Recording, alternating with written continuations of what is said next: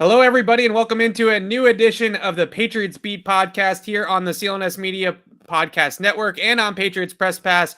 I'm Evan Lazar, joined as always by Alex Barth. Playoff football, Alex. It's exciting time of year. I wish the Patriots were coming into the playoffs with a little bit more momentum, with a little bit more positive energy, so that we could be a little bit more positive about their hopes in this game against the Bills on Saturday night. But regardless of if you think the Patriots are hot or not, they're definitely not. But regardless of all that, playoff football, that's a great thing to have back in our lives again, to watch the Patriots in a playoff game against Buffalo on Saturday night. I know that you've got to be a little bit jazzed up. I know you might be a little bit concerned about their chances in this game, but you got to be a little jazzed up that the Patriots are back in the playoffs.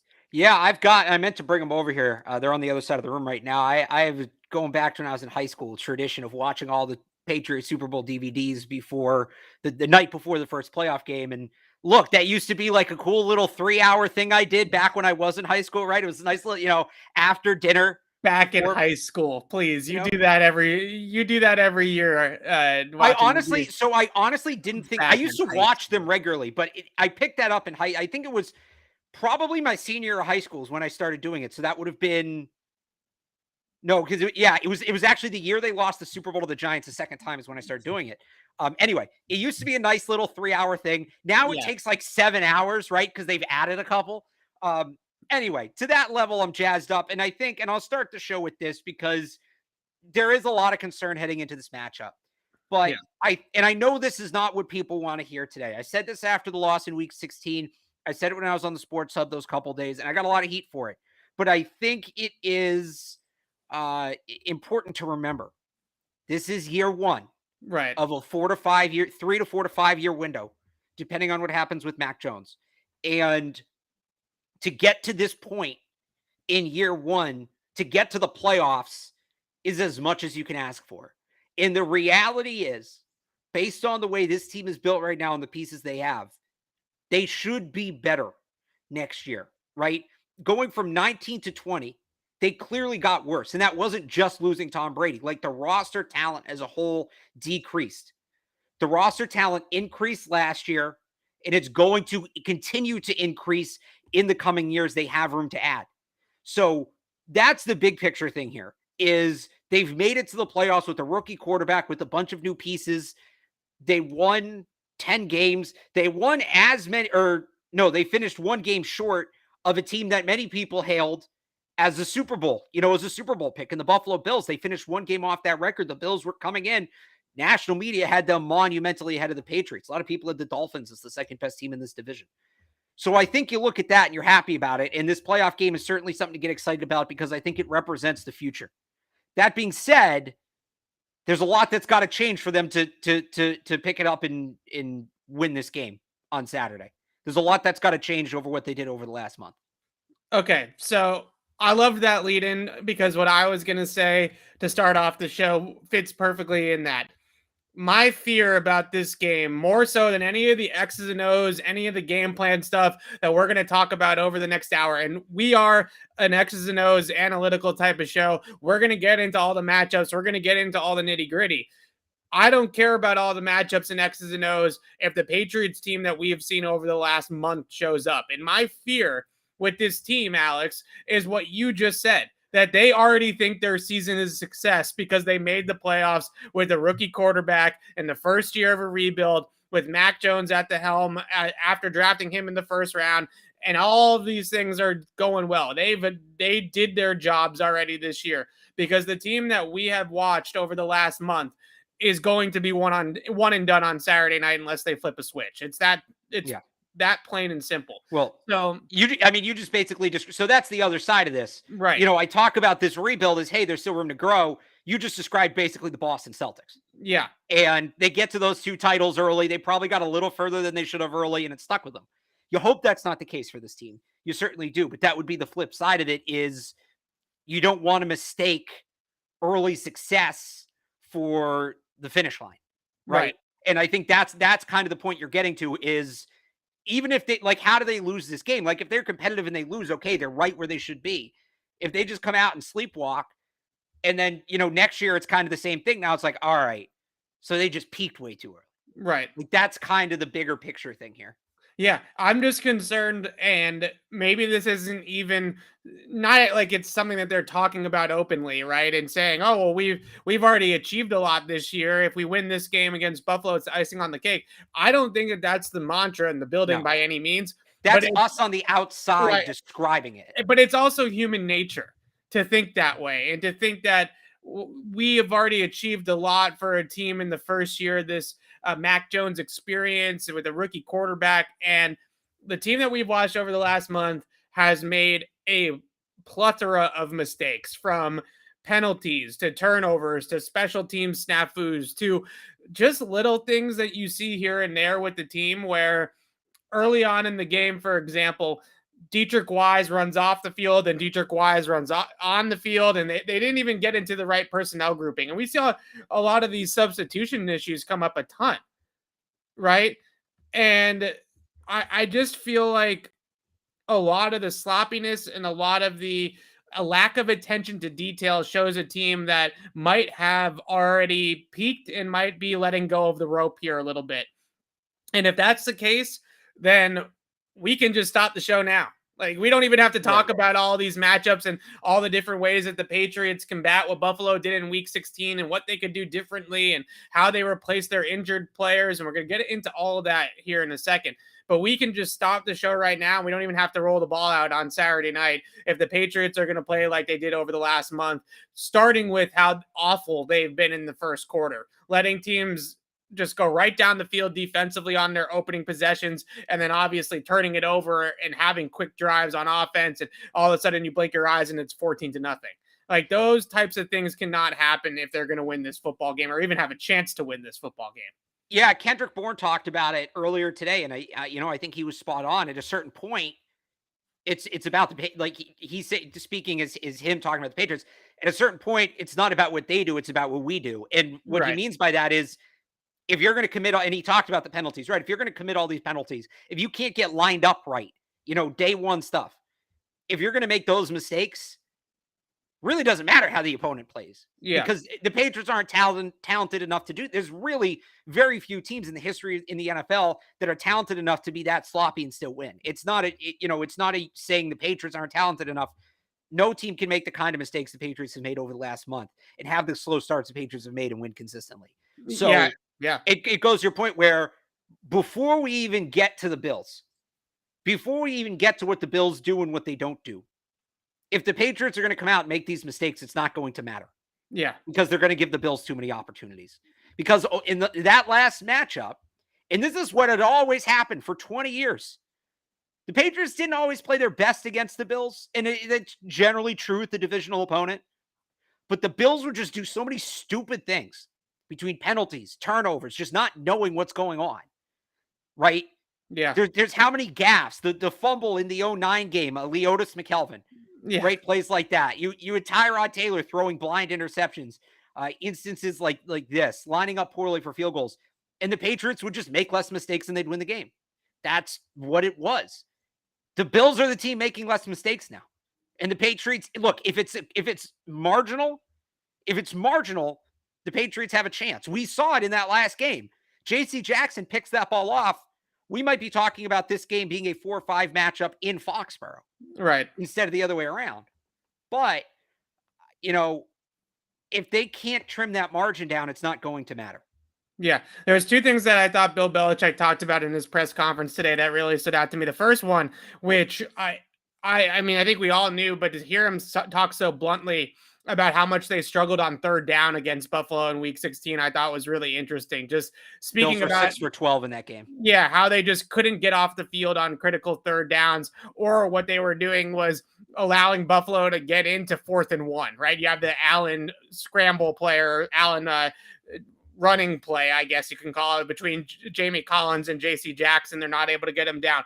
4th and 2 from the 2-yard line. He throws a touchdown pass to Isaiah McKenzie early on in that game. If that's going to be the case, and they're not going to be able to get off the field, and they're not going to have that specific attention to detail in those critical situations, and then you also look at the motivational factor, I'm concerned about what you said off the top of the show, which is this is all cherry on top. This is all, whipped cream, right? See, This is all like there's no. I'm concerned about the energy level of the team. I'm concerned about their motivation at this point in the season, and if they are truly believers in themselves at this point, or if they feel like they've achieved everything that they needed to achieve when they came into the season. see, I don't think it works that way. It's not even just about beating Buffalo, though, right? Like, Right. do you think you can go on a run? Do you believe that you could beat Buffalo and Buffalo, then Tennessee and Tennessee, and then Kansas City in Kansas City and make us? That's what you have to have, that belief. And I just don't know if this team right now has that belief. I know a lot of us don't have that belief in them. So it might be hard for them to manufacture it even in themselves. See, I don't know about that. I don't think it works that way because again, we're talking about on the outside this 4 to 5 year window, but that's a you know that doesn't apply to a player basis, right? Yeah. A guy like Devin McCourty, a guy like Dante Hightower, those guys aren't here for the 4 year window. How many guys on this roster really have their roster spot guaranteed beyond this year? Some of them you feel like they'll be around. It's probably what, 25, 30 players. Sure. And, and then you go on 2 years, 3 years. And you can't just wait around and wait for the Super Bowl to come to you. I don't think Bill Belichick would let his team feel that way. From what we've heard, this seems very close. They're very close. They genuinely believe in each other. I don't think it's a buy-in issue in terms of the big picture. I think the buy-in issue has been when the game starts, when there's 15 minutes on the clock at the start of the first quarter, guys just kind of slow getting into it. And to me, that's not a, hey, we've accomplished everything we need to accomplish kind of thing. Like, I don't see it that way. I see it just, I don't know what it is. I really can't qualify it. It's bizarre because that's never been who the Patriots are. But that's where the buy-in is to me. I don't think there's any sense of accomplishment in the building, especially the way the season ended. Fair enough. Okay. So the other thing I wanted to hit on before we get into it in the nitty-gritty here is all of the injuries and COVID issues the Patriots have with Jalen Mills, and looking at some of these replacements and how the Patriots are going to go about it. We're going to get to Mills in a second. I want to start on the offensive line. Now, the Patriots officially listed Isaiah Wynn as questionable, even though he didn't participate in practice for the 2 full days of actual on-field work here this week. They're listing him as questionable with 13 or 12 other guys as questionable. But the question that I have about this is, assuming that Wynn can't go, assuming he doesn't play, are the Patriots going to put us through Justin Herron at left tackle for a playoff game? Or are they going to say, this is it. This is not week 4 against Houston, or week 5 against Houston, where we have a full season to go and we are not thinking about this in a 1-game vacuum. This is a 1-game prism. Like, there's nothing else to think about here. So the best 5 is clearly Trent Brown flipping over to left tackle and Mike Onwenu playing at right tackle. And that is your best 5 offensive line. But we've seen in the past the Patriots be reluctant about moving guys around from the spots they've been in all year and just saying, Win out, Herron in. It's 1 for 1. That makes things less complicated. Do you think that they're going to go that route? Or do you think that they're going to look at this and say, hey, this is a playoff game. This is a different animal. We got to have our best 5 guys out there. So I think they're going to stick with Justin Herron. And so for me, what it should be again is the line you gave with Brown and Onwenu. And it's as simple as it's going to be cold. Yeah. It's going to be tough to throw the ball. If you know you're going to be run heavy, and the Patriots should be run heavy, put your 370-pound tackles on the field and just have them push guys back. And I think the biggest concern with Trent Brown, and he said the other day that he hasn't practiced at left tackle since OTAs. I know it's not this simple, and I know you're probably going to roll your eyes at me for this because this is so below where our show is supposed to be. But again, Trent is 6'8", 380. Hey, Trent, that guy across from you, take him and throw him as far as he can. That should be all it takes. Like, I know, again, I know it's before, so he's played the left side for a full season before, so I think it's a little bit different for him. Right, a Super Bowl season. So I would just, I just feel like put those 2 big guys out there, get Damian Harris from Andre Stevenson alternate in the backfield, and just run stretch. Right. Put Jakob Johnson back there. You get Jakob Johnson around the edge, one of your 360, 370, 380-pound tackles, and just run stretch. Yeah. That's what I would do. That would be my game plan. Now, I don't think they're going to do it. I think it is going to be Justin Herron because 1, like you said, they like to minimize the moving pieces. And 2, I think they want that 6 OL package Yeah. with Mike Onwenu. And they still could run it, Right. obviously, with Haran. But again, that's another moving piece now. Now you have 3 guys out of position. Now you've moved Onwenu, you've moved Haran, and you moved Brown.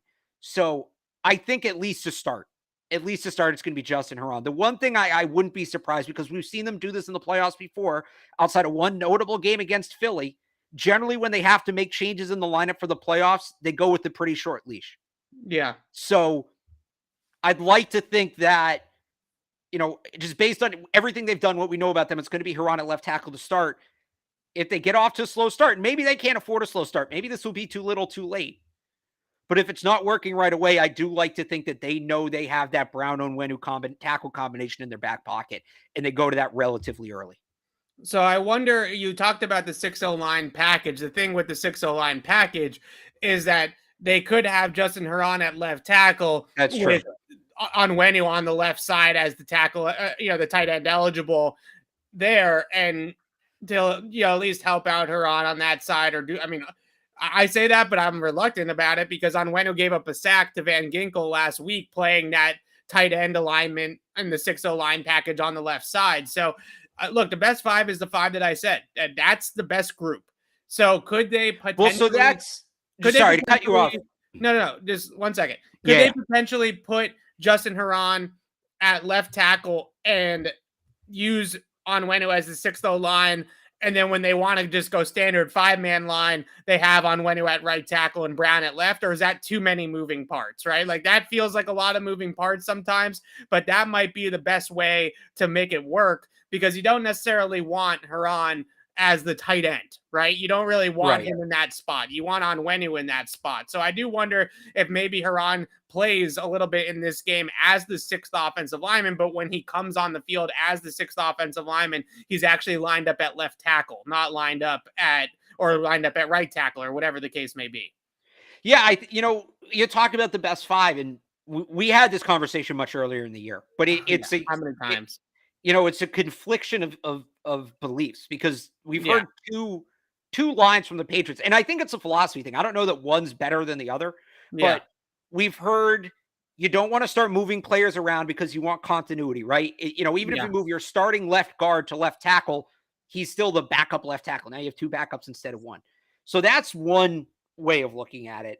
But the other way of looking at it is something you said is, what do you need to do to get your best 5 guys on the field? Right. And they did that at times last year. Remember, Joe Thuney was playing center. Right. When he probably didn't need to, but it was the way they could get their 5 most talented offensive linemen on the field. Sure. So which is it, right? Because we've heard both from them. And again, I think both different philosophies for different situations. I think this is a best 5 situation. I'm not worried about moving pieces because, again, Trent's played on that left side. Michael Onwenu has played right tackle. To me, it's put the best 5 out there and see what you can do. So that's what I would go with. But it is interesting because we've heard both philosophies from them over the last few years. Yeah, I think the difference in philosophies is pretty much just the situation and when it is in the season. When you play Houston in week 5, it's a lot of, a bunch of guys are out due to COVID in that game. It's a much different situation than when it's a one and done, you will lose or you're going home, right? You win or go home. Much different. So I don't know. I'm with you. I would love to see Brown at left and Onwenu at right.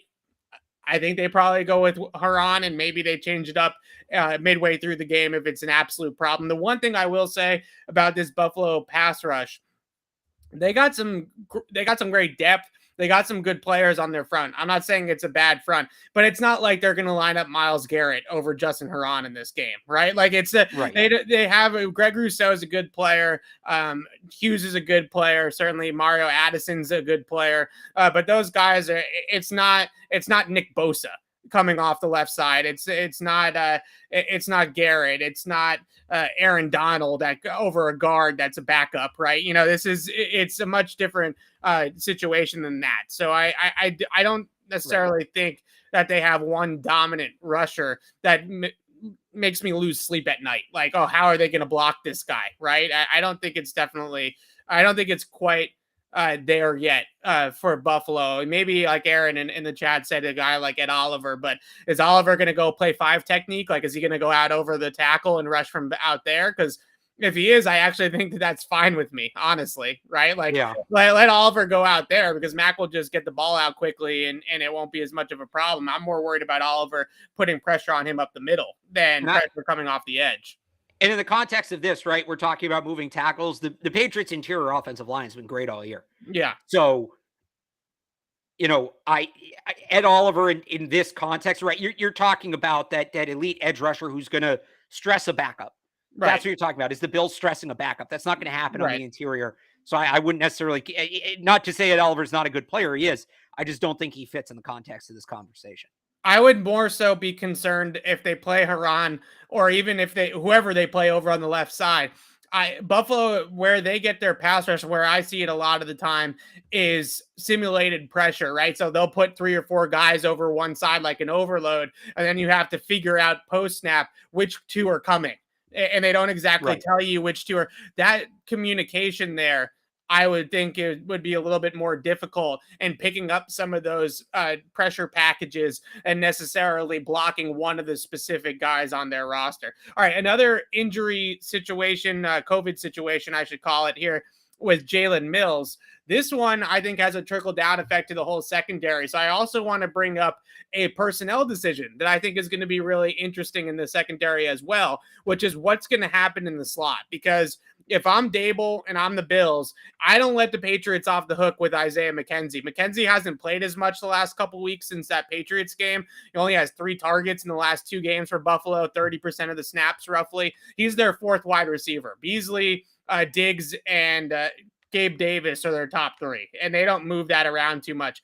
But if I'm Dable, I'm going right back to the well. First drive of the game, I'm sending Isaiah McKenzie on a crosser and seeing if the Patriots can stop it. So the question is, what do you do with Mills on the outside if he can't be there? Because it sounds like he's probably not going to play in this game or get cleared from protocol in time.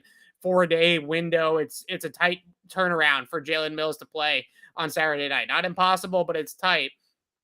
And what has D'Angelo Ross shown us enough to maybe supplant Miles Bryant inside? Because then you're putting Juwan outside, you're putting Miles Bryant or D'Angelo Ross inside. Those are some weak links. And I think the Patriots are going to play a lot more zone in this game and try to hide those guys a little bit more in the secondary than what they did in week 16. But I am curious what your thoughts are and how they replace Jalen Mills first. And then we can talk about the slot as well. Yeah. So I think they're tied in because, and I'm writing about this, will be up tomorrow morning, 985thesportshub.com. Like, what do the Bills do in the slot? Because I honestly think, so you assume the Patriots want to go to Miles Bryant, right? Yeah. As the slot corner, but especially if they're going to play zone. Yeah. Right. I actually think Bryant can cover Beasley better than he can cover McKenzie. I agree. Yeah. Because Bryant's more technique. He's more football IQ, all of that. Like, McKenzie's just faster than him. That's the problem. Yeah. Right. You could tell him what McKenzie's route is. He just can't keep up with him. Yeah. So if the Bills are going to go back to Cole Beasley, like, if I'm the Patriots, I want Cole Beasley out there. Now, if they go to Isaiah McKenzie, I don't know that D'Angelo Ross can keep up with him, but we know Miles Bryant can't. So then maybe you make that switch. And then, so this is where the outside corner comes in. They have to start with Juan Williams because he's the only other outside corner on the roster right now. We talked about this how many times in the training camp? I was yelling about it. Yeah. Leading into the draft that they didn't have enough corners. Oh, They got Gilmore. They got Jackson. Yeah. No, they'd never had, even if Stephon Gilmore had stayed, they didn't have enough outside corners. So I feel like you have to start with him. I don't feel great about it. I don't feel great about it. I don't know how you can. And again, it's the playoffs. These guys have to have a quick leash. Well, where do you go from there? And there's no great option. But if we lay them out, right, if we take a look, and I just want to pull the roster up here to make sure I don't miss anybody. But if you lay out the options, I think after Juwan Williams, your best option might be to move Devin McCourty up. Oh, gosh. And I know that's not what anybody wants to do, but they've done it in the past. They haven't done it in a long time. But when they really need an outside corner, because remember, Devin McCourty was originally a corner, they've pulled him up to be that second outside corner. Now, you're getting really into potential snowballing here because, well, what if Kyle Duggar can't play? Right. Now you're down 2 safeties instead of 1. So that's probably their best option on paper, just like in a bubble. But I don't know how realistic it is to pull Devin McCourty up. All right, so what's next? Well, Miles Bryant was an outside corner in college. No. He's been playing the slot in safety in the NFL. No. But Gabe Davis is a big guy. He has the technique. So that's why Miles Bryant moved inside. He's fine. Right. Okay. So I know you're knowing. I'm giving you the options. All these options stink. Please give me a good option. So you're not moving Devin McCourty up. You're not moving Miles Bryant. I guess actually what should have been the top option after Juan Williams, you can put Justin Bethel out there.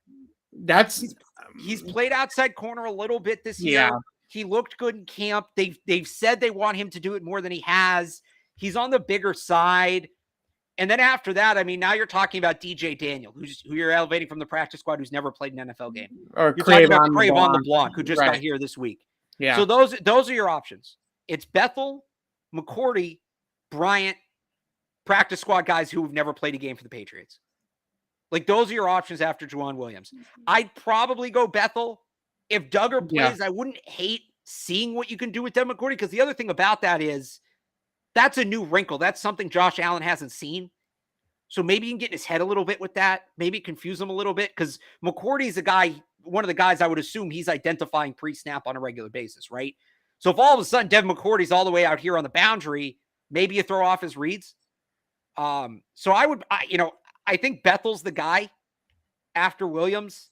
I don't hate the McCourty one. I don't love it. I don't hate it. And then, you're really kind of reaching after that. Yeah, I thought the best option is definitely just Juan Williams. Like, he's the most comfortable playing out there. I think number 2 or the emergency plan is Justin Bethel. That gives me big time Johnson Batamosi vibes, which I don't like, but that's sort of how I feel about Justin Bethel at this point. Is he's probably option number 2 if they can't go that direction. This is an awful, awful, awful game to be short at corner. Like, just the worst possible matchup that you could have, besides maybe Kansas City or Cincinnati. But, like, really, the Bills are 3 wide receiver basically the entire time. Like, they play 3 wide receiver more than any other team in the league. And the fact that you don't have 5 or 6, I preferably would like to have 6 good defensive backs against this team, to be honest with you, that you could play dime. They can't play dime, I don't think, in this game. I don't think they're going to have the bodies or the horses. They're probably going to elevate Sean Davis from the practice squad. I assume D'Angelo Ross will also get elevated as well. So here's an interesting question, because I was about to ask you this. I was going to wait, but this is perfect timing. We've seen Daniel Ekuale elevated every week for the last 4 weeks. Yeah. He's been good. It's nothing against Daniel Ekuale. This is not a Daniel Ekuale. So the elevations do reset in the playoffs. So no, but they only have so many. Right. So, they have COVID elevation for Mills, correct? And then they potentially get another one for Wade. Right. Who, by the way, if is back in time, could play outside, but he hasn't been at practice all week, and he's probably not going to be back. So I'm going to roll that one out. So you're looking at, if they get 4 elevations, they should be okay. Right. Yeah. And if Mills comes back, you maybe don't need that extra defensive back elevation. It's if they have 3, which is what it will probably be. If they have 3 elevations, Ekuale, and then are you going with 2 corners? Which 2 corners are you going with? I think you got to elevate Ekuale, Ross, and Sean Davis. I think Sean Davis has actually been pretty solid. They've obviously managed his role significantly when he is up, and he's basically just playing as his own safety, whether it's split safety, deep safety, or as a robber or something like that. I mean, he's not covering anybody, right? He's straight up zone right now. I think you got to elevate both those guys, because I think both those guys might be in your dime package on Saturday. So the only thing I'd say is, do the Patriots want N'Keal Harry on the field? Do the Patriots have any interest in playing N'Keal Harry in this game? And if not, they probably did because of the blocking, to be honest with you. That's fair, but if they don't, they need to consider Christian Wilkerson. Yeah. Because I would be all for that, because Wilkerson was a fine blocker, and I don't see a need for N'Keal Harry in this game. I don't see the Bills. They took it as bait when he was on the field. When he was on the field in that last game, they basically defended the Patriots 11 on 10. They disregarded him and basically said, if N'Keal Harry beats us, N'Keal Harry beats us. I don't think you can look at that and see a spot in the game plan for that guy. I think you have to consider leaving a practice squad elevation open for Wilkerson. Yeah. Okay. So couple of different things here I want to discuss with the defense against Josh Allen and get into some of the schematics here. I think that there's two ways that the Patriots could go about it. Now, I know a lot of people are going to want them to blitz Josh Allen. I think that that's a pretty bad idea when you have no corners. Like if you had your full complement of corners, then blitz away. I think that could have been a strategy, especially early on in the game. Maybe you throw a zero at him that he's not expecting, and I don't think he'll turn it over, but maybe you get a quick 3 and out or something like that by running a zero on third down on the first possession or something along those lines. But when I look at the tape against Buffalo and when I look at the tape that the Patriots have had against Buffalo, there's two very distinct things that are key against Josh Allen. The first thing is you cannot give him a clear picture of the defense before the ball is snapped. If he can get to the line of scrimmage and he can figure out what you were in, you are absolutely toast. He's getting better at that phase of the game, the pre-snap phase, where he can come to the line of scrimmage. Dable usually will give him some sort of motion or something like that to indicate what the coverage is. And he knew in the game in week 16, he knew when they were in man and when they were in zone. He basically could understand it before the ball is even snapped. And that's when he's really dangerous. The second thing is obviously you can't let him run around like he did against he did in part 2 at Gillette. If you let him run around in this game, then it's game over as well. So when I look at some of the game plan and the way that they played him in week 13, I know a lot of people chalk that up to the weather and the wind and all that kind of stuff. But I actually think they had some really good coverage reps in week 13 where I don't care what weather you're playing and there was nobody open down the field for him to throw the football to. Most of the time what I saw when they played well against Josh Allen, it's one of two things. They can either disguise their zone coverage by rotating the safeties, right? So you start in 2 high, then you rotate into 1 or vice versa. The other thing that they could do is that they can have indicators that are man indicators. Like there's some key third down plays in that week 13 game where they motion a receiver across and he gets followed. Usually when a receiver motions and he gets followed, that indicates to the quarterback that it's man. But what the Patriots would do was once that receiver would motion, they'd actually then still play zone behind it. They would just change the zones up. Okay, you have my zone, I have your zone. So they need to confuse it. They need to disguise. They need to protect their corners and their defensive backs by not allowing Josh Allen to see what he is in on every single snap. The other thing is they absolutely have to rush the quarterback with more intelligence and with more pressure than they did in week 16. And Belichick talked about that today as well. Just that fine line between not being too aggressive, but also not just standing there and watch him throw the ball. And when he said that line, you also can't just stand there and throw him watch him throw the ball. I felt like that's what he's been screaming at the defensive line all week long because that hit the nail on the head. In week 13, there were so many instances, or week 16, excuse me, where you just see 3 or 4 guys that are just standing there watching Josh Allen go through his progression and move the pocket and all this kind of stuff. So I think that you have to look at this game and say that you need to put him in that trash compactor, right? The pocket needs to collapse at 4 points around Josh Allen. And our colleague Greg Bedard made a lot of headlines when he said that Matt Judon is hurting the team right now. And I think that Greg hit it. I think that Matthew Judon is one player in particular that you can point to that over the last month or so has been making a lot of business decisions for Matthew Judon, right? Just a lot of decisions rushing the quarterback, trying to get that get off and turn the corner and allowing himself to get blown by the quarterback and run past the quarterback. And then Allen can break contain, Tua can break contain. So everybody's got to be smart about what they're doing in the pass rush. And I look at Judon specifically and I say, take that rip move speed rush that you like to do and throw it in the trash in this game. Like this is a bull rush, power rush, press the pocket type of game. This is not your spin moves, your rip moves, your speed rushes around the corner. None of those should exist, right?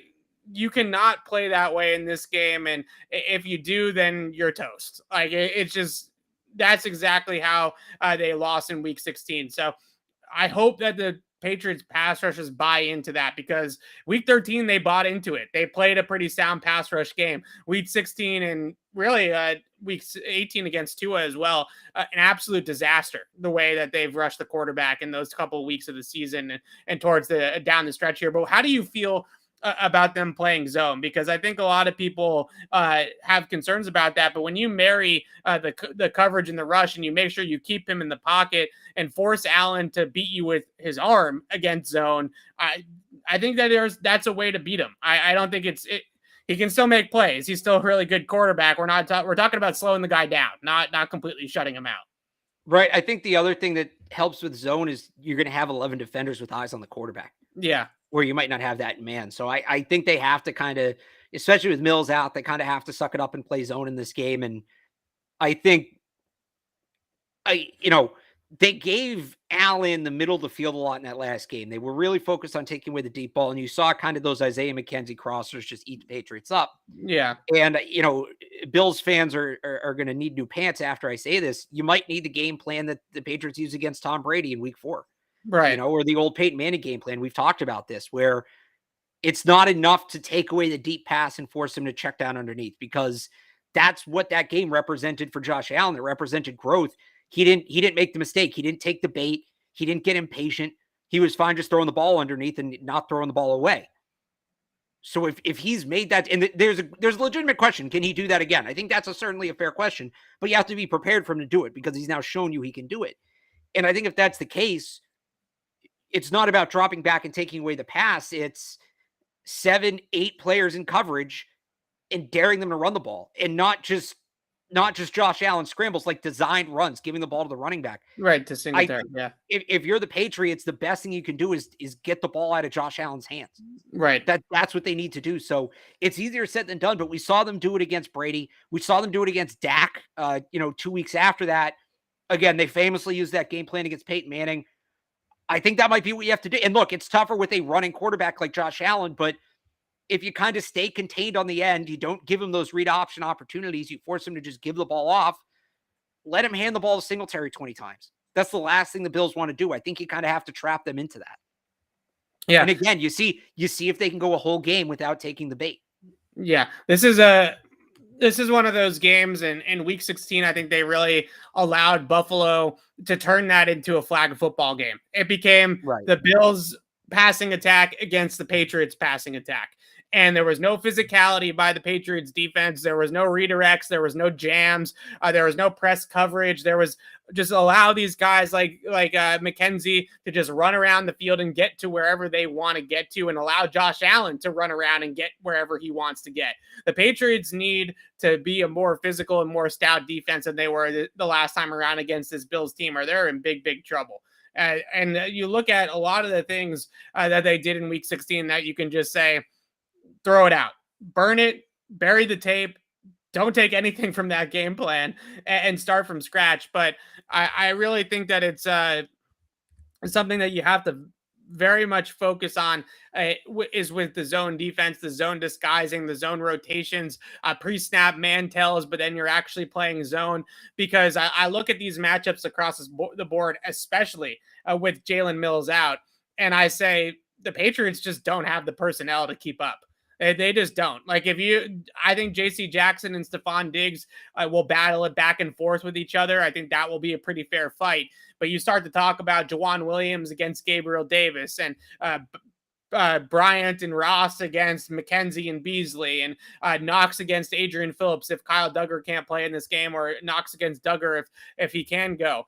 These are just a lot of matchups that I think the Patriots just don't have the cornerback talent or the cornerback depth right now to go up against Buffalo in a man coverage game. So I'm sure the Patriots will play some man. This isn't going to be all zone. They'll mix it up and they'll do some different things. But specifically on third down, I think you got to mask it a little bit more than what they did the last time. Every single third down pass play in the last game was man coverage, and the Bills knew it. The Bills were all over it. And that's exactly why you see some of those plays by McKenzie at the end of the game, because Dable started to dial up those crossing routes and the man beaters, and that's where you ended up. So they got to be better and more diligent about changing it up and breaking tendencies of what they typically do in down and distance, and make sure that the Bills have to react post snap to what you're doing. And I just think that there's a very, very fine line that you walk into if you start blitzing Josh Allen. I think that there's a time and place for it. I think that, like at the end of week 13, they blitzed him, right? They blitzed him on the cover 0 on the very final play of the game, essentially. And that was a good call for the situation. But I think if you start to get too aggressive against him, I think that that's asking for a lot out of your secondary as well. So that's my plan for the defense. I think that, I don't really see another plan, honestly. Like, if you line up in man coverage, you're going to get beat. Like, there's no way that's going to work. So I don't really see another plan for the Patriots. Well, so I'll add one more thing to that. When Josh Allen throws you the ball, catch it. I think that's something this defense has been lacking in recent weeks. I think it's something they need to do. So the one thing I'd add to your plan. Yeah, I mean, there's a lot of stats out there that support the fact that Josh Allen has gotten better at putting the ball up for grabs, right? PFF grades turnover worthy plays, right? Not necessarily interceptions, but plays that might be interceptions or dropped interceptions, things like that. And you look at, he's still near the top of the league in that statistic. He still hasn't completely figured out that not turning the ball over, but he has been a lot more careful with it this year than years past. And something else that Belichick talked about today was his willingness to just take what's there in a lot of these matchups, right? And not push the ball and force the ball down the field. So the Patriots have to, I think they really have to confuse him mentally and get him to look at his man reads when it's actually zone, and get him to look at his zone reads when it's actually man, and his 2 high reads when it's single high, and all those types of things. This is going to have to be a Belichick special. This is going to have to be a lot of smoke and mirrors, because they don't have the talent to just line up across from Buffalo and play them one-on-one. They don't have that type of secondary this time around. Okay, let's move over to the offensive side of the ball here for the Patriots. One thing is very obvious about this matchup, Alex. The Patriots want to run the football. The Patriots should run the football. 73 carries this year against Buffalo in 2 games. They've averaged 5.1 yards per attempt. They've done a good job running the ball against Buffalo in both matchups. They're going to continue to run the ball.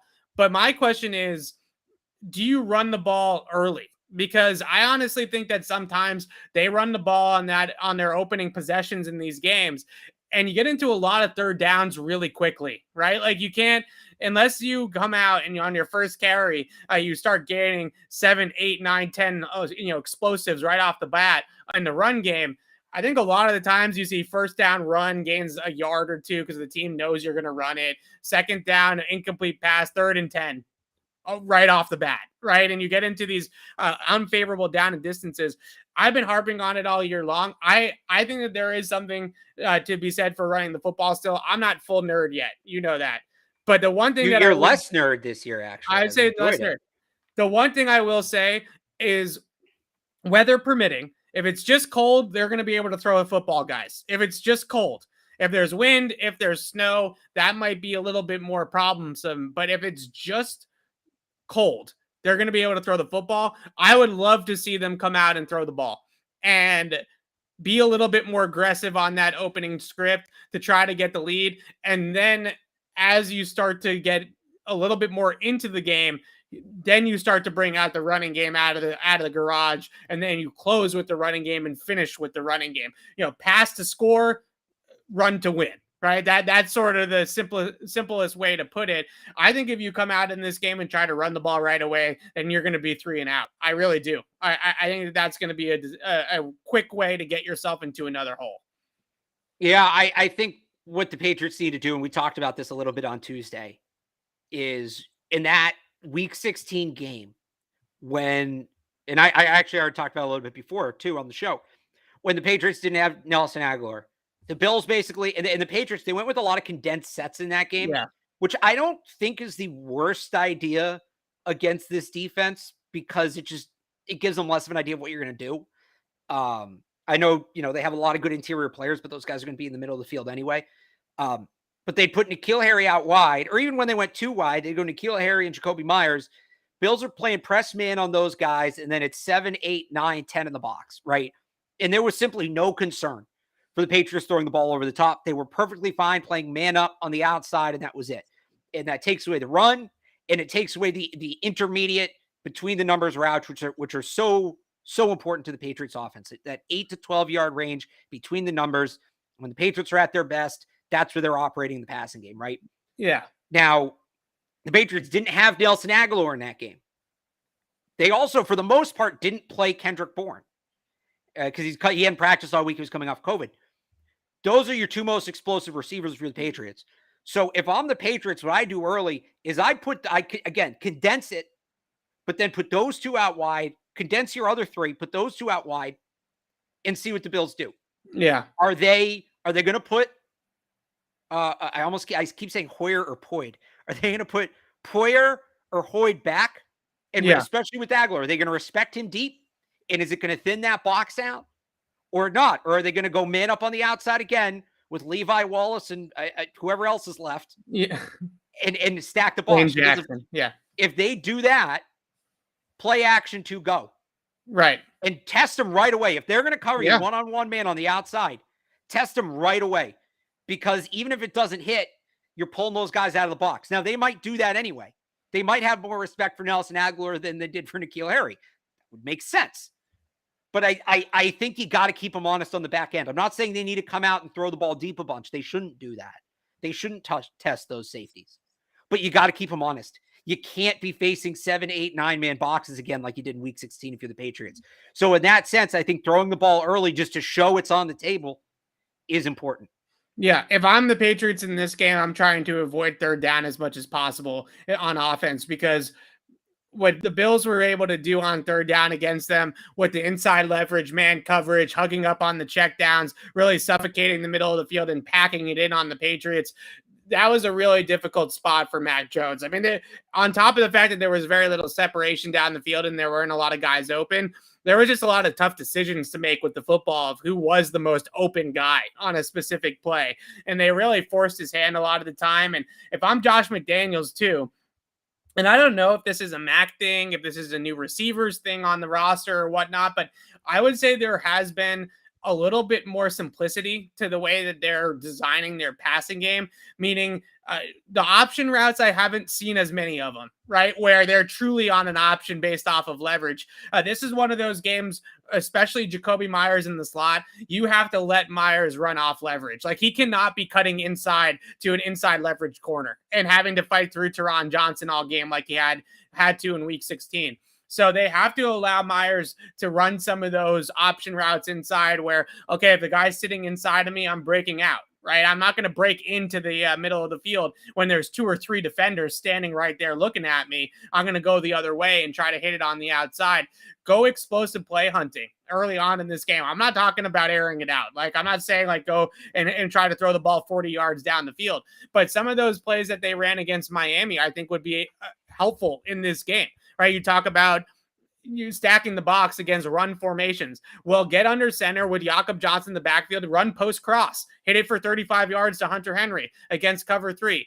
Put Jacoby Myers and flex him out on that fade ball that he threw against Xavier Howard. If Jacoby Myers can beat Xavier Howard on a fade, he can sure as hell can beat Dane Jackson on a fade, right? I mean, he's a worse corner. So throw him out there and go after that play. Try to flood zone. Try to get up the field. Try to create some explosives. Use Nelson Aguilar's ability to clear out the defense and go up the field that way as well.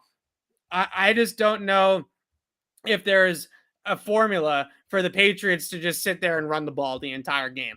No. Like, I know we saw that work once before. It was all fun and games. It was great. But I just don't think that's going to work again. So a guy like Hunter Henry getting up the field, a guy like Nelson Aguilar clearing things out and then opening things up for people underneath on those intermediate shot plays that turn into explosives.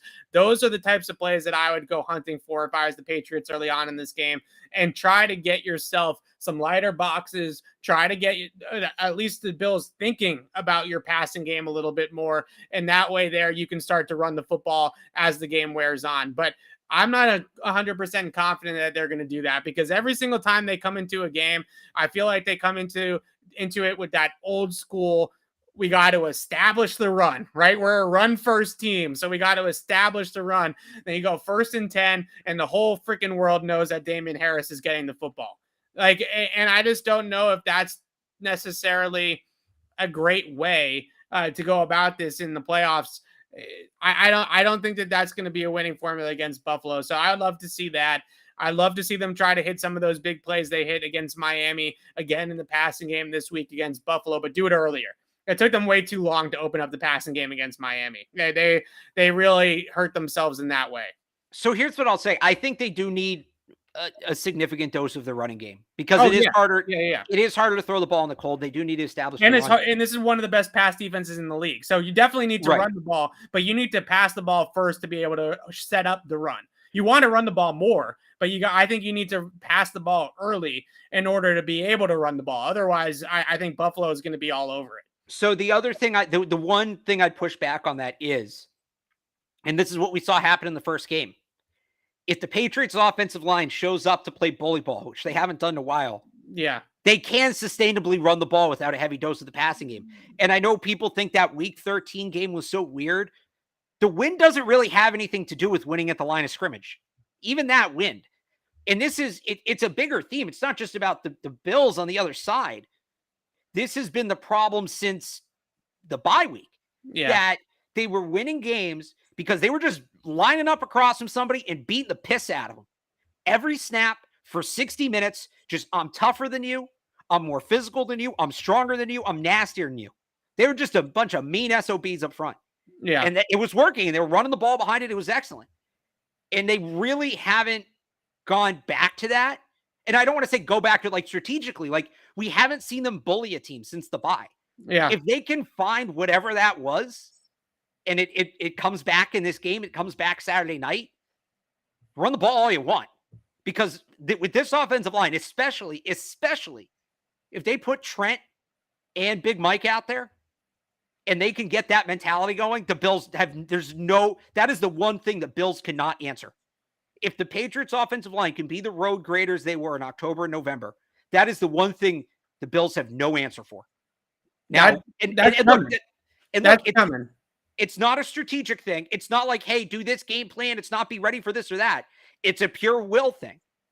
But if they can be more physical than the guys on the other side, that's the best thing that could happen in this game for the Patriots. The one other thing I'd add, and this sounds kind of counterproductive because they have so much speed on defense, but it's a very aggressive defense for the Bills. They want to see the hole and hit it. They see their spot when the ball is snapped and they want to get to their spot.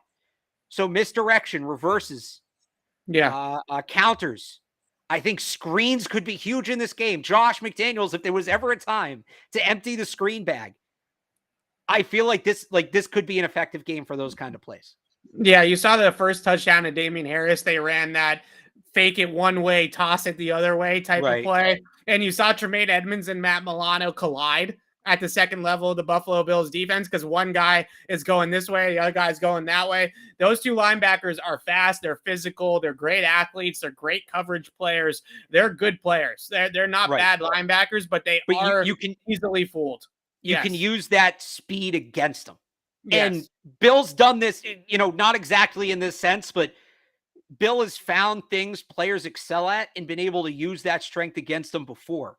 One of them was, so to go way back here, Super Bowl 36, because I saw Marshawn in the chat. Marshall Faulk was such a good cutback runner.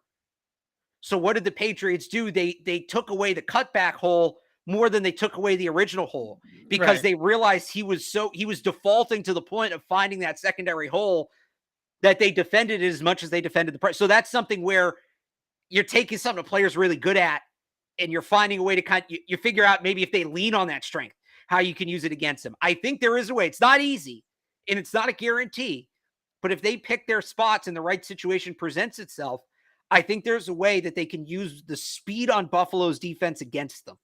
And again, that goes with plays like screens and enders arounds. And please, the pop pass. They ran it once. Who did they run it to last week? Brandon I think it was Bolden. I've been begging for the pop pass. Clearly, they only think Brandon Bolden can. For some reason, they feel like Brandon Bolden's the only one that can handle the pop pass. They've run it twice this year, both times to Brandon Bolden. I've been begging for the pop pass for years. They finally bring it back. You have Nelson Aguilar and Kendrick Bourne who both can run with the ball. Those are the guys. Bolden's the guy that gets it. I don't know. Aguilar, Bourne, Jonnu Smith. Give me a pop pass to one of those three guys. Yeah. Okay. So I think that the biggest thing that I look at in this game, and I think we're on the same page, maybe just got there a little bit differently.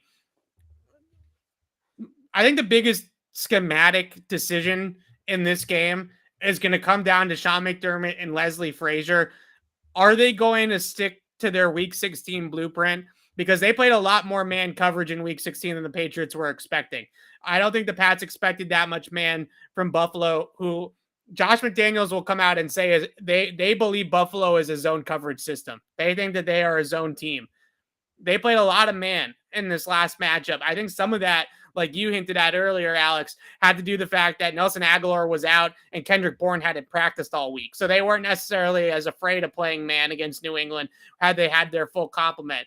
But does McDermott and Leslie Frazier stick to that blueprint, or do they go back to their usual ways of playing more zone? And then how does Josh McDaniels anticipate that?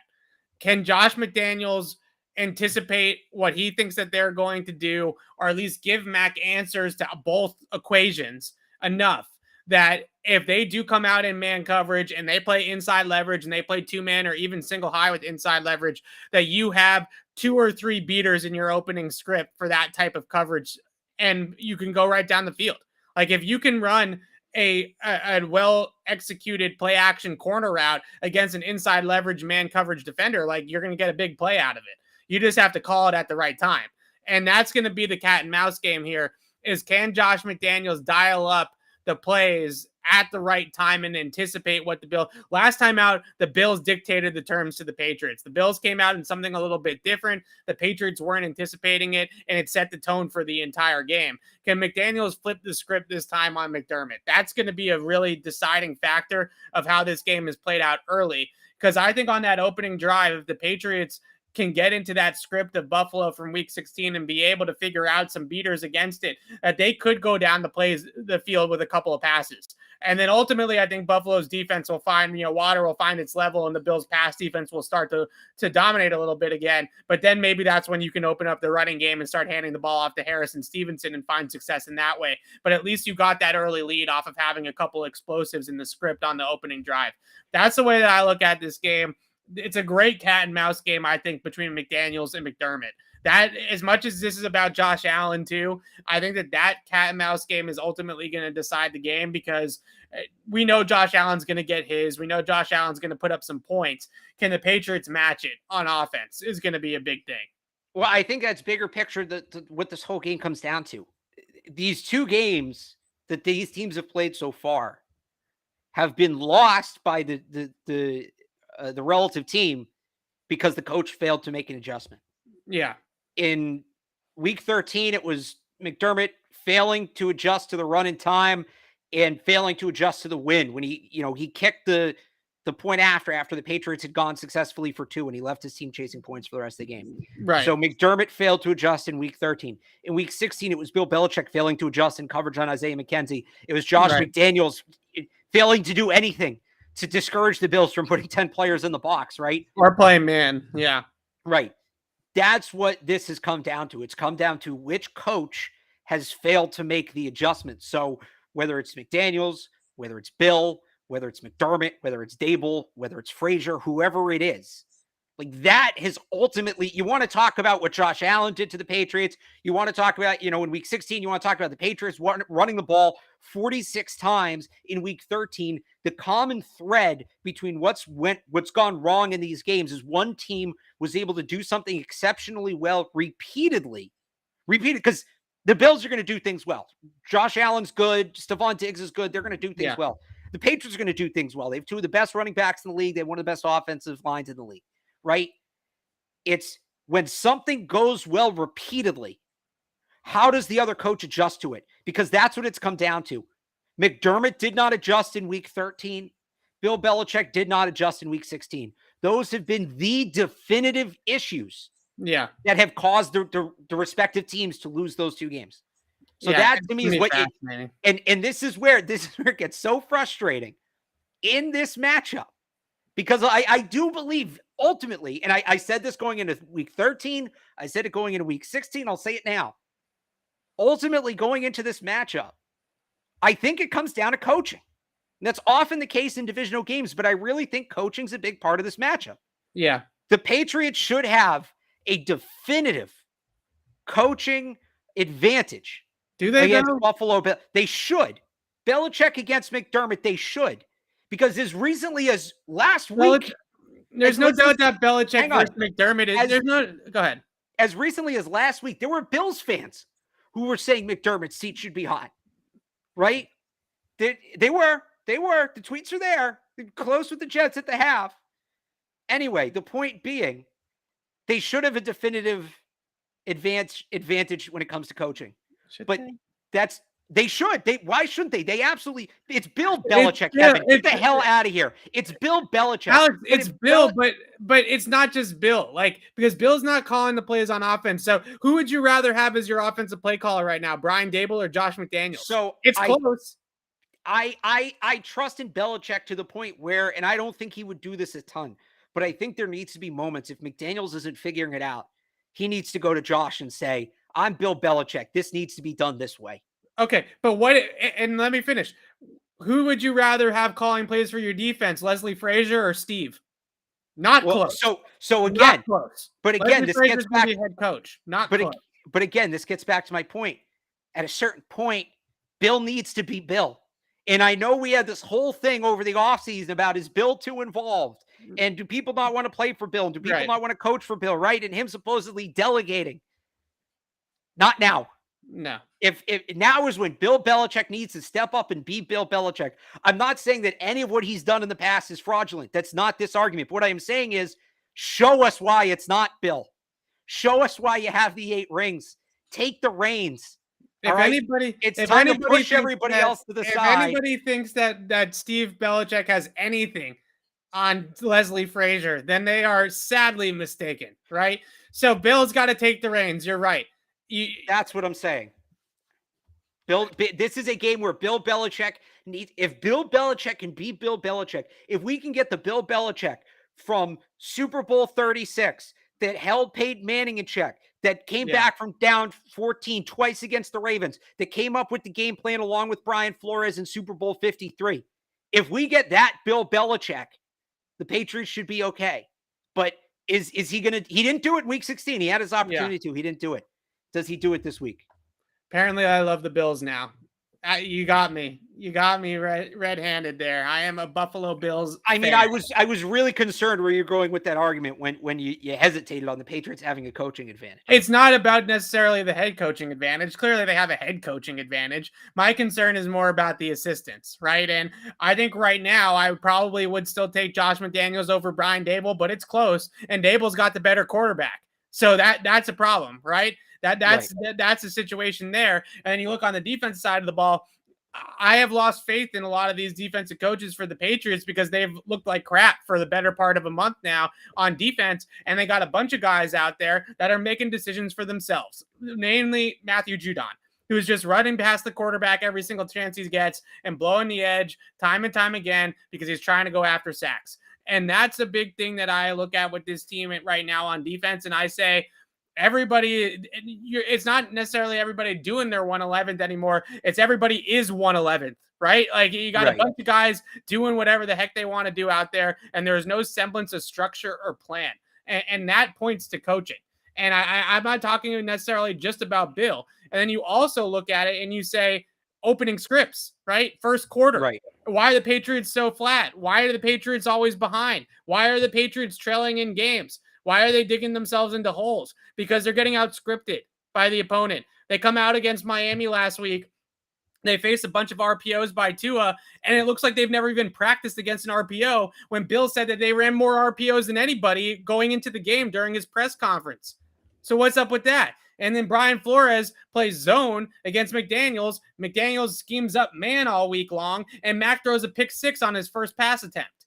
So I just look at some of the things that are going on, especially in the first quarters. I didn't even get into the special team stuff. Lawrence Guy lining up over the long snapper, blocked punts. I mean, all of this is just, it's coaching. I'm sorry. I know he's the greatest coach of all time. I know that he's Bill Belichick. But all of these things are pointing to the coaching. So unless Bill took a step back for a couple of weeks there because he thought his assistants could handle it and he wanted to see what Gerard and what Steve Belichick and what Josh McDaniels and all these guys would do if he gave them some more power and some more of the reins, and then all of a sudden it started to fall apart and now they can pull it back together, then maybe that's the way that it comes back together and they actually put together a good product on Saturday. But I'm still waiting to see it. Because right now they look like an undisciplined and sloppy football team. That's the bottom line. Look, you're right, and I think we've called a lot of these mistakes uncharacteristic. We've clarified them as such. What I'm saying is it's time for Bill Belichick to show us why they're uncharacteristic. Like I talked about this with Brady last year, right? Where Brady needed to push Bruce Arians to the side and say, "I've got this. I know you're supposedly here to do a job, but I can handle this because I know better than you do." And it worked, right? He put Bruce Arians in timeout and they won a freaking Super Bowl. It's time for Bill to go to all his assistants and say, "Hey guys, it's my turn. Like, go do whatever. Go in the corner. Go in the corner. I'm calling this game." Yeah. And I don't mean literally for him to go out and call every play, but I wouldn't be mad if he called the defense in this game. He should 100% call defense. Yeah. 100% call the defense. Because when we saw him against Tampa Bay earlier in the season, Bill wanted that game for obvious reasons. Right. And when they were over panning to the sideline, he had the play sheet a lot. And I don't know if he was directly calling plays or if he was just supervising the plays that they were calling, but that was one of their best play called game of the entire year. I mean, they're dropping guys off the line of scrimmage into low zones. Brady has no idea what's going on for most of the first half, right? And then he started to figure it out because he's Tom Brady. But that was one of their best play called games of the year. Then they go against Dallas a couple of weeks later. It's 3rd and 25, and they give up a first down. You know, and like these things have been happening all year long. And I really, I can't fathom or imagine that it's Bill Belichick because he has not lost his fastball. I won't believe that. So that's what I'm saying is it's time for him to prove that point and show that he hasn't lost his fastball. This is it. It's the playoffs. Now it's on. I get it. And look, I actually like that he gives his assistants high leverage opportunities during the season. I think that's important. I think it helps, grow future coaches and all of that. Talk about Gerard Mayo being the leading candidate for head coaching jobs right now. That's all well and good. That's fine in the regular season. I support that in the regular season. Not now. Not now. Now it's the Bill. If we come back on this show on Tuesday and the Patriots have won, we are going to spend the first 30. We're going to spend the first 30 minutes of the show gushing about Bill Belichick. About the Patriots win this game. Absolutely. It is going to be Bill Belichick. We used to talk about, maybe it feels like a bit of a mismatch for the Patriots, but how many Patriots fans said to themselves over the years, Bill's still the coach, Tom's still the quarterback. And I know half of that's gone. I get, and it hurts, but I truly believe that was a 50-50 partnership. I really do. Bill's still the coach. Bill is still the coach. He's still the greatest defensive mind in the history of this game. And I think some people have forgotten that. And I think this is a great opportunity for him to remind people of that Saturday night. Yeah, it's a great way of putting it. I opened with it in the show on Tuesday. I opened with it in my 10 things recapping the Miami game. Their biggest advantage on their entire football team is that Bill Belichick is their head coach. That is their biggest advantage. Some teams, their biggest advantage is their quarterback. Some teams, their biggest advantage is Aaron Donald, right? Or whatever the case may be. The Patriots' biggest advantage is Bill Belichick. And they need that advantage to start showing itself again if they're going to win in the playoffs. Otherwise, fired up now. We'll talk to you on Tuesday, and we'll recap the season, and we'll talk about all the bouquets we can throw Mac Jones's way for his rookie year, and maybe we'll do a show on off-season needs and how they fill holes and start talking draft and all that stuff. If Bill Belichick comes out and coaches like Bill Belichick, then we might be talking about the Tennessee Titans, right? I mean, that's the hope. Yeah. That's the hope. All right, before we sign off, that was as fired up. I have the chills now. That's old school Patriots football right there. Get behind Bill Belichick and get through a brick freaking wall. That's what this team's been missing for the last month. That's what I'm talking about. Okay, so the last thing I want to talk about here is sort of Patriots related, Patriots adjacent. What's going on in Houston right now? I wanted to hit on this really quickly, Alex, if we could. The Texans fired David Culley. First and foremost, total BS, right? Really lowbrow type of move to fire a guy after one season. Shocking from that organization. Lame duck, though. We knew he was getting fired. We knew he wasn't the long-term answer. Everybody said that.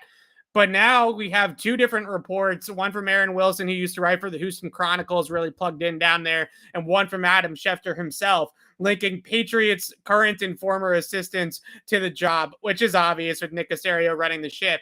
Now the question really doesn't, to me, isn't that is Caserio going to pluck from the Belichick coaching tree? It's which coach Caserio is going to pluck from the Belichick coaching tree. So Wilson had to report that Flores would be a top candidate. Schefter had to report that Gerard Mayo would be a top candidate. I would assume that there will be some sort of conversation with Josh McDaniels. I mean, those two go way, way back all the way to John Carroll University in the late 90s. So at some point in time, I feel like maybe there will be some sort of conversation with McDaniels about that opening as well. But where do you see this settling? And if it is Gerard Mayo, do you see that as a concern for the Patriots moving forward? So, all right, I feel a couple different ways about this. Reportedly, Deshaun Watson had Miami on the top of his list because he wanted to play with Brian Flores or play for Brian Flores, right? If hiring Flores gets you back Watson, that's the hire, and you don't even talk to anybody else. If you can keep Deshaun Watson, you hire Brian Flores, end of conversation. Yeah. Now, the flip side of that is if I'm Flores or Mayo or anybody, well, specifically Flores. If I'm Flores, because Flores is going to have opportunities. I think he's been named as a favorite in Chicago. I think somebody said Denver was into the idea of hiring him, right? Yeah. If Deshaun Watson's not coming back and Flores can go be a head coach elsewhere, if I was him, I would tell Houston to go F off. Yeah. I think unless Watson's coming back, which Flores is the only coach realistically that would make sense for, right? That's the worst opening on the market now. And I think there's 8. There are 8 head coaching openings, 7 or 8. Houston's the worst one on the market, right? Yeah. They don't have picks, and maybe they get picks when they trade Watson. Who knows? But his value's tanked after sitting out a year. So they don't have picks. They don't have a quarterback. There's no quarterback in the draft this year.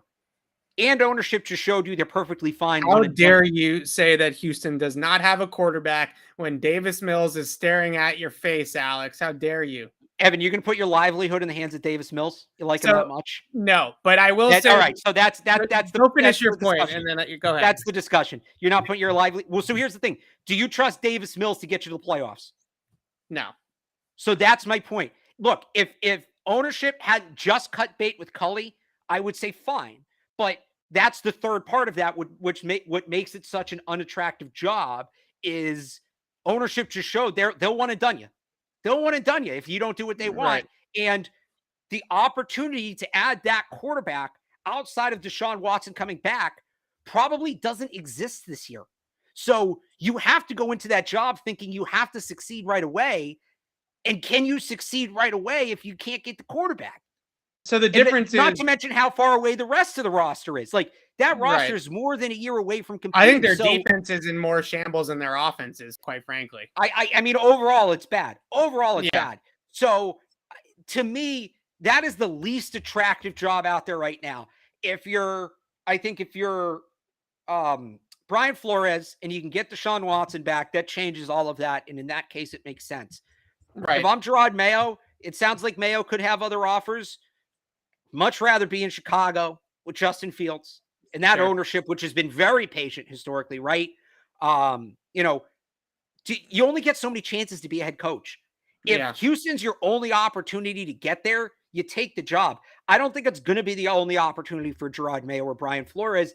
And I think the next coach there, like Cully, is ultimately going to end up being a sitting duck. I think it ends poorly. I don't want that mark on my record. And if you're McDaniels, this is your last chance. You can't afford to have it go poorly. So you talk about, obviously Caserio and Jack Easterby are targeting Patriots assistants. How much of that is they want to keep it in the family and they want to hire a former Patriots guy versus how much do they have to? How much of it is those guys are their best shot at getting a quality coach because any coach worth a damn who isn't friends with them isn't going to give them the time of day. I think that's more the case.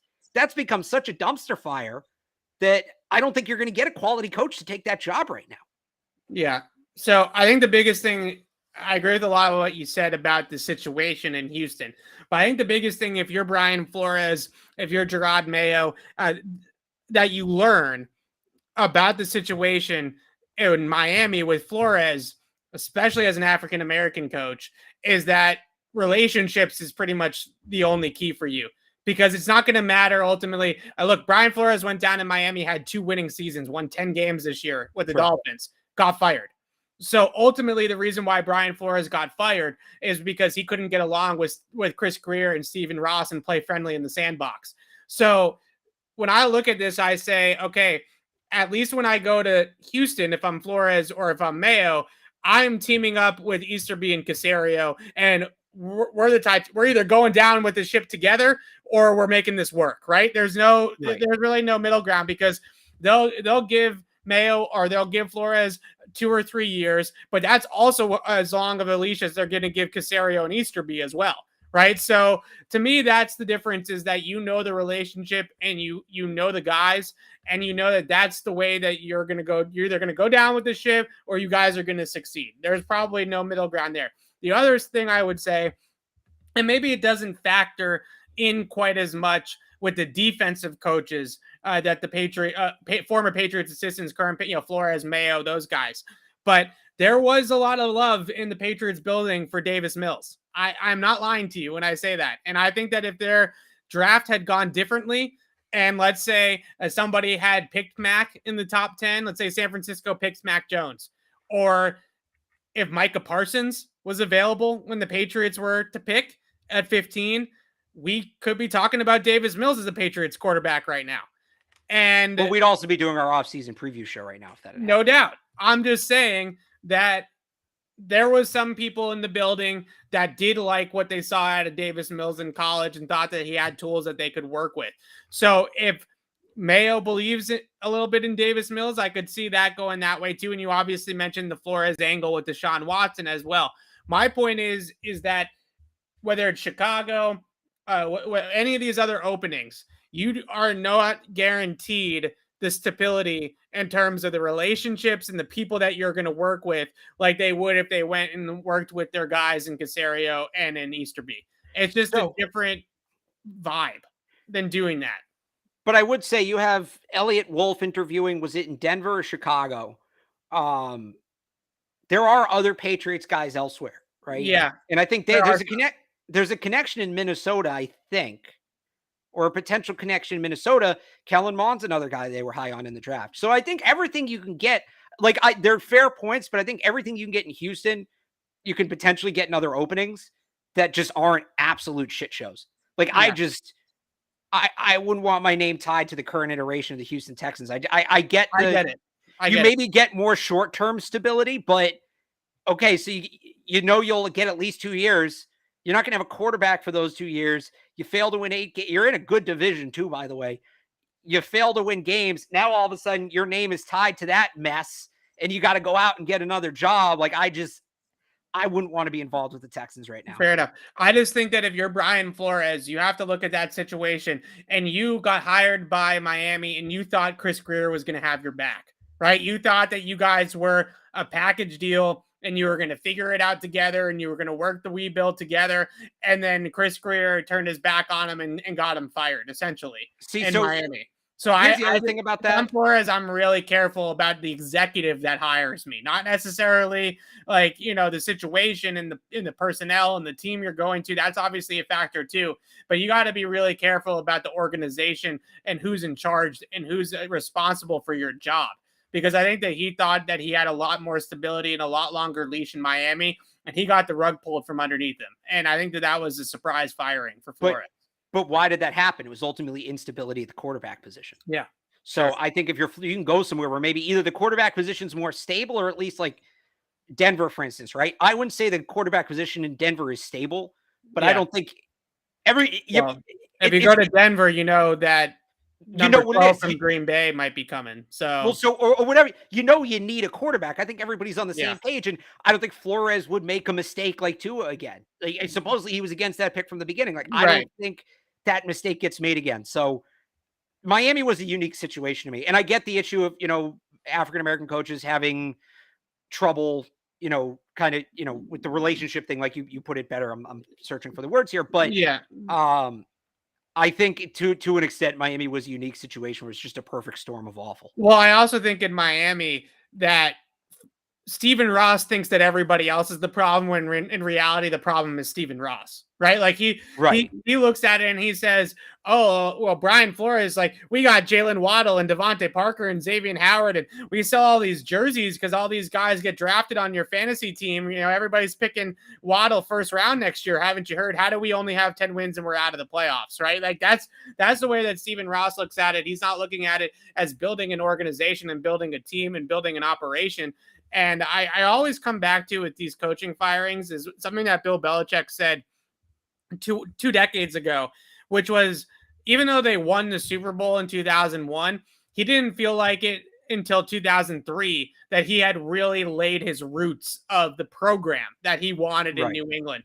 So it took Bill Belichick, the greatest coach of all time, 3 years to lay a foundation for sustainable success. And these people are just pulling the cord on these coaching hires so quickly. And Brian Flores gets better and better every single year. And is Tua figuring out his hip or getting a better quarterback away from being a much better football team? That's a very desirable quarterback offense. Like, you've got receivers, you've got playmakers there. You have, like, that's a really good pass catching group. Waddle, Parker, Gesicki, like those are good players to throw the ball to if you're a quarterback. So I just, it drives me nuts that they have zero patience with these hires. And I think Flores speaks to that greatly. But yeah, I want to touch on the Houston stuff. Glad we talked about that. And the chat, Alex, has gotten off the rails, just absolutely off the rails. Now those animals are here again. Yeah, now we're saying that Davis Mills is better than Mac Jones. So we are in complete la-la land at this point in the chat. But we want to thank you all for joining us here tonight and watching the show all season long. If this is it for the Patriots, we will obviously have you covered all off season long. We're not going anywhere. We're going to keep pumping out shows, keep pumping out content. We'll do all off season stuff all the way through until training camp and keep this train rolling. So don't go anywhere, even if the Patriots are eliminated on Saturday night. But I do hope, and this is maybe more of a hope and a prayer than an actual thought, but I do hope that we are talking about Tennessee, I suppose, next week, unless somehow Pittsburgh upsets Kansas City, which I don't think is happening. I do hope that we're talking about the Titans, but if we aren't, then nobody, and I say this with as much humility as I possibly can, but nobody's going to have better draft coverage than Patriots beat. I guarantee you that. Alex already knows everything that he's going to say. I'm the one that has to. I'm ready to do a mock draft on Thursday if you want. Yeah, I promise you that nobody's going to have better draft coverage than we do, and we are going to give you all the names, all the prospects, all the scenarios, all the needs, all the wants, everything that you're going to want out of your draft season is going to be right here on Patriots Beat. So we'll see you on Tuesday for either a postmortem and a season recap show or moving on to the Tennessee Titans. But until then, signing off for Alex Barth, I'm Evan Lazar. Thanks for watching, everybody.